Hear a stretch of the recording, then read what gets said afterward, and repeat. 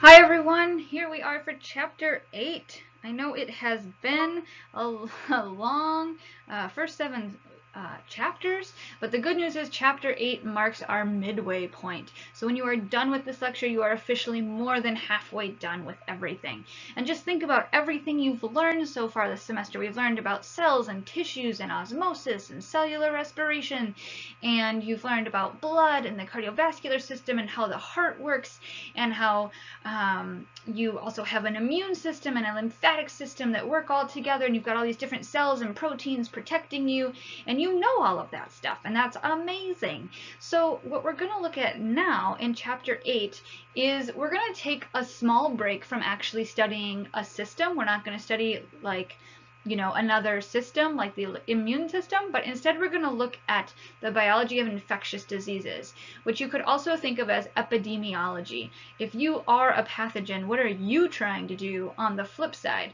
And that helps us recognize what pathogens, how they spread, how we can prevent them. It helps us as humans try to keep people healthy by taking a step back and looking outside of the body to see what's going on.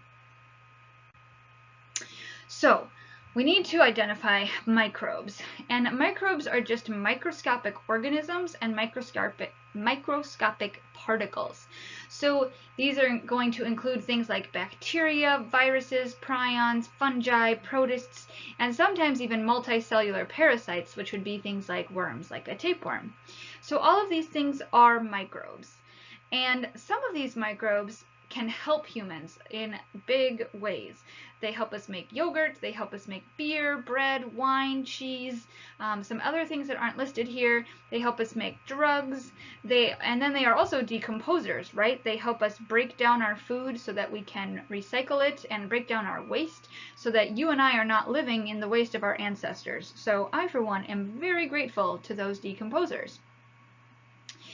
But some microbes cause diseases in humans, and that's what we call a pathogen. So a pathogen is a microbe, but not all microbes are pathogens. Please keep in mind, too, that there are certain pathogens that might be harmful to you and I, but they would be harmless to our dog, or the other way around. So oftentimes pathogens are specific to their hosts. So we're going to look at some of these bigger categories of pathogens and kind of look at how they are formed, what their structure is. Bacteria are always single-celled organisms. They are prokaryotic, right? No nucleus. So the DNA is just loosey-goosey in there.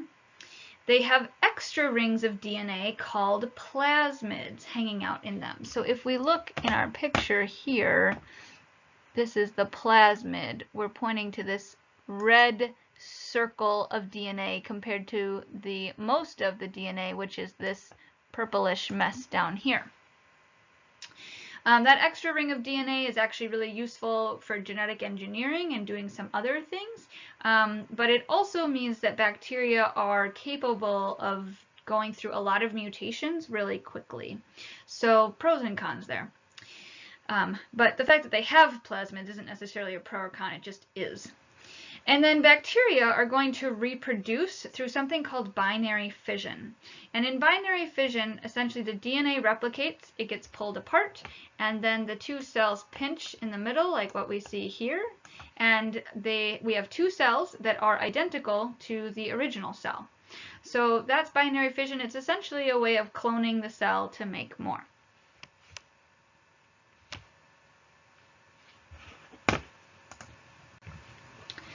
All right, so viruses are another type of microbe. They are small, they are non-living, and they are obligate parasites. Now, there is a debate about whether viruses are living or not. Most of science has come down on the side of not living because they require another cell in order to reproduce. They can't actually reproduce on their own, and that's one of those key characteristics of life, if you remember, is reproduction. So because they are obligate parasites, they have to reproduce inside a host cell. That's where we get the definition of being non-living. but they are very, very, very, very, very tiny. We actually didn't even know they existed until about the 1980s because we couldn't create any sort of technology to actually even identify them in the first place. So that was kind of a breakthrough. Viruses are also not composed of cells. Instead, they've just got a little bit of DNA or RNA. They've got some kind of nucleic acid, and then they have a protein coat surrounding it called a capsid, and then some of the times they have like fibers or other proteins extending out of the capsid.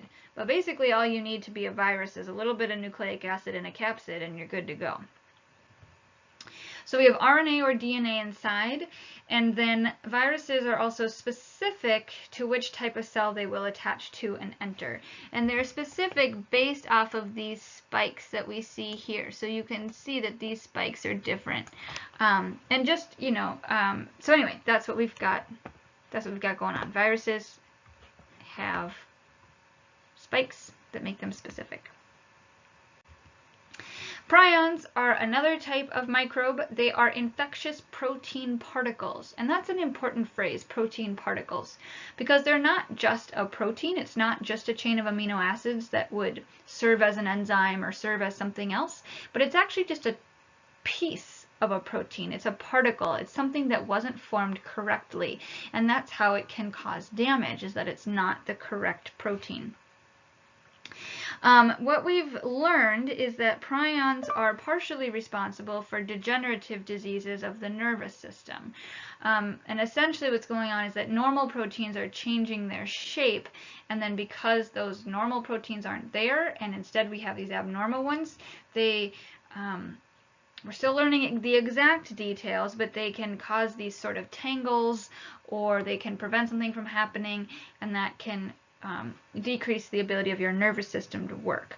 So we found prions in mad cow disease and in Creutzfeldt-Jakob disease, and so those are two examples where we've seen them. But again, more research here because we're still not entirely sure what's going on or how they're formed or what exactly they're doing in the brain. So infectious diseases, this is just kind of to summarize. So those are three types of microbes that can be pathogens. Of course, a tapeworm could be a pathogen, or a protist could be a pathogen. But regardless of what the pathogen itself is, epidemiology is just the study of diseases in populations. So if we, if we're paying attention in Minnesota, maybe we've been seeing an outbreak of measles, and we can say, who has that child been in contact with? Those people should be notified that they might be exposed. Are those people vaccinated? Are they not? And looking at how that disease travels in a population. One of the first people to do epidemiology was looking at an outbreak, I believe in England, and was saying all these people are sick, and that person was able to basically get a map and identify that everyone who was sick was getting water from the same well by asking them questions and then identifying what that well was. And so they were able to identify the well as the source of the outbreak, and they were able to close it down and prevent further spread. So that's kind of where it came from. Infectious diseases are any diseases that are caused by a pathogen. So again, bacteria, virus, fungi, parasites, protozoan, prion, any of those things could cause a disease, and therefore that would be an infectious disease. And then we have three terms that are different scales of a disease being spread. So an epidemic is when you have more cases of a disease than is expected in a certain area for a certain period. So it might just be like within a month or within a year, in the city of Minnesota, in the town of Minneapolis, in the dorm of, in the dorms of UWS. Whatever area for a certain period of time, if there are more cases of that disease, then we would say there's an epidemic. If that epidemic spreads and is in a local area, then we call it an outbreak. And if that epidemic becomes global, then we call it a pandemic. So a pandemic obviously is the worst, is the most threatening to everybody.